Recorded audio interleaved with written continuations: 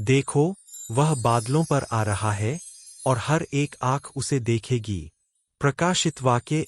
आरंभ से ही परमेश्वर ने मनुष्य को यह चेतावनी दी थी कि पृथ्वी और आकाश सदैव नहीं रहेंगे। जो कुछ दिखता है वह नाशवान है, पर जो अदृश्य है वह सदा रहेगा। समय का अंत निश्चित है। संसार के पाप, अत्याचार, अन्याय, झूठ और घमंड अब उस सीमा पर पहुंच गए हैं जहां परमेश्वर की न्याय की घड़ी तैयार खड़ी है।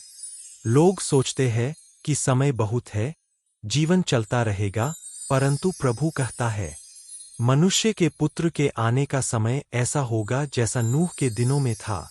लोग खाते थे, पीते थे, विवाह करते थे और उन्हें पता भी नहीं चला जब जल प्रलय आया और सबको बहा ले गया। वैसे ही मनुष्य के पुत्र का आगमन भी अचानक होगा। पहला संकेत, नैतिक पतन और अधर्म का बढ़ना। आज संसार में जो हो रहा है वह वही है जिसकी भविष्यवाणी प्रभु यीशु ने की थी। मनुष्यों का प्रेम ठंडा पड़ गया है। झूठ सच से अधिक आकर्षक हो गया है। पवित्रता का मजाक उड़ाया जाता है और पाप को गौरव समझा जाता है। यशायाह ने कहा था, धन्य है वे जो बुरे को अच्छा और अच्छे को बुरा कहते हैं। क्या यही हम नहीं देख रहे? बच्चे अपने माता पिता के विरोधी है, पति पत्नी में सत्य प्रेम नहीं, धर्म का रूप है पर सामर्थ्य नहीं। यह सब संकेत है कि समय का घड़ा भर चुका है। दूसरा संकेत, युद्ध, महामारी और भूकंप। यीशु ने कहा, युद्धों और युद्ध की अफवाहों को सुनोगे, भयभीत मत होना, क्योंकि यह सब होना आवश्यक है। आज पृथ्वी पर हर जगह अशांति है। राष्ट्र राष्ट्र के विरुद्ध उठ रहे हैं।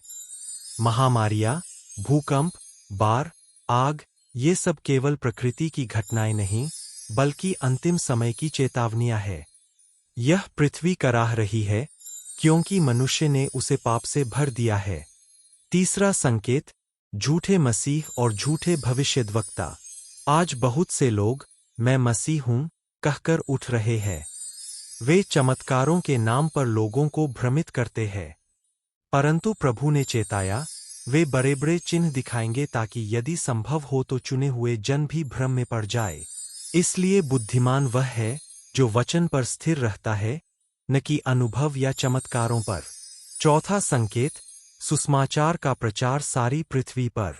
प्रभु यीशु ने कहा, राज्य का यह सुसमाचार सारे जगत में सब जातियों के गवाह के लिए प्रचार किया जाएगा, तब अंत आएगा।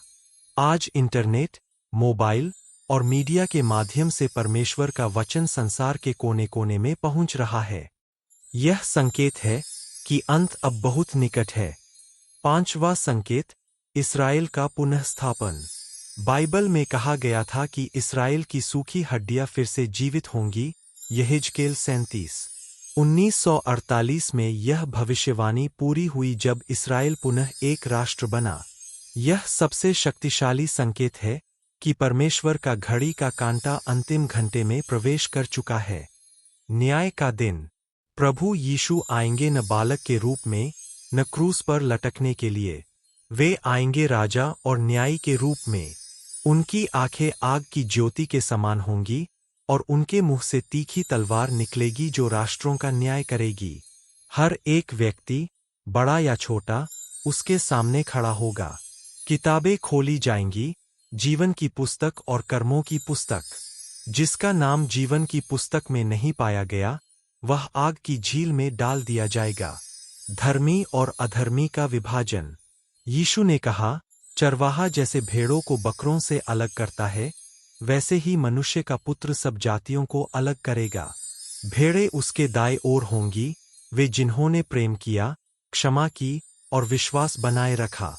बकरे बाएं ओर, जिन्होंने अपने जीवन में मसीह को अस्वीकार किया, जो केवल अपने लिए जिए। और वह कहेगा, आओ मेरे पिता के धन्य जनों, वह राज्य ग्रहण करो जो जगत की उत्पत्ति से तुम्हारे लिए तैयार किया गया है। परंतु अधर्मियों से वह कहेगा, मेरे सामने से चले जाओ, हे शापित जनों, महान क्लेश का समय। प्रकाशित वाक्य बताता है कि 7 वर्ष का एक काल होगा जब पृथ्वी पर भयंकर विपत्तियां आएंगी। सूर्य अंधकारमय हो जाएगा, तारे गिरेंगे, समुद्र लहू में बदल जाएगा। लोग मृत्यु चाहेंगे पर मृत्यु भागेगी। यह वह समय है जब शैतान अपनी पूरी शक्ति से कार्य करेगा, परंतु जो मसीह में दृढ़ रहेंगे वे परमेश्वर की मुहर से सुरक्षित रहेंगे। यीशु का विजयी आगमन। जब संसार अंधकार में डूब जाएगा तब स्वर्ग खुल जाएगा। सफेद घोड़े पर सवार राजा आएगा, जिसके वस्त्र पर लिखा होगा, राजाओं का राजा और प्रभुओं का प्रभु। स्वर्ग की सेनाएं उसके पीछे चलेंगी। वह अपने शत्रुओं को नष्ट करेगा और शैतान को बांध देगा। और पृथ्वी पर मसीह का सहस्राब्दी राज्य 1000 वर्ष स्थापित होगा, जहां न्याय और शांति का शासन होगा। पुनरुत्थान और जीवन।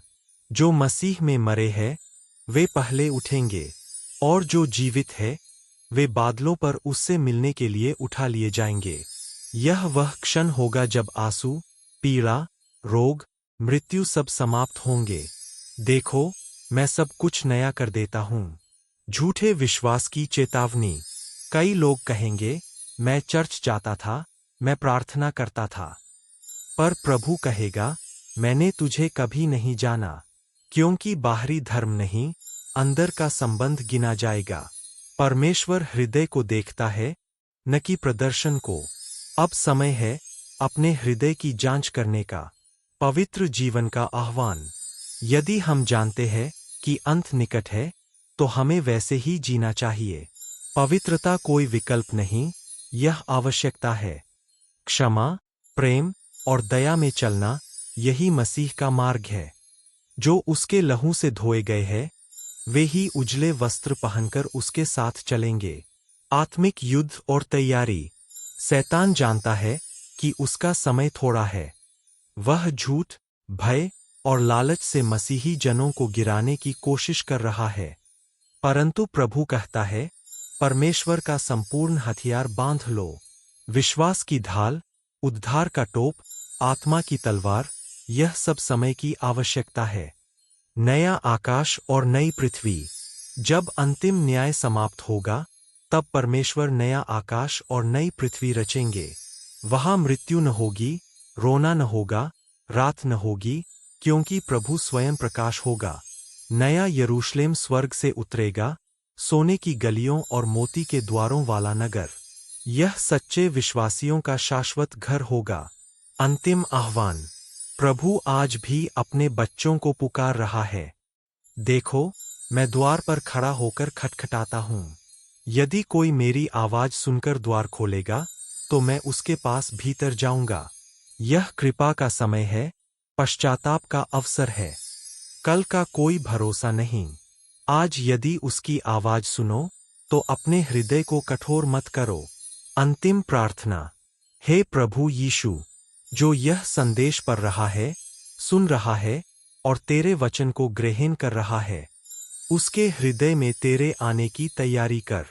उसे जगाने वाली आत्मा दे, ताकि वह पवित्रता में चले। जब तू बादलों पर आए, तो वह पीछे न छूटे। हम सब तेरे नाम की महिमा करें, क्योंकि तू ही मार्ग, सत्य और जीवन है। आमीन। Latin Cross.